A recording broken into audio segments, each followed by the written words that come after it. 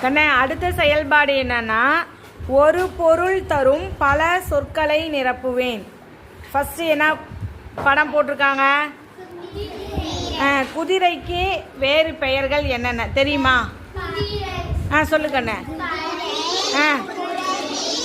குதிரை, very good. பரி, புறவி, குதிரை எழுதிக்கோங்க. பரி,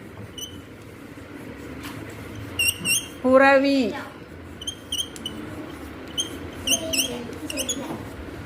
குதிரை. அடுத்து அரசன். அரசனுக்கு வேற பேர் என்னது? மன்னன். Very good. மன்னன், வேந்தன்,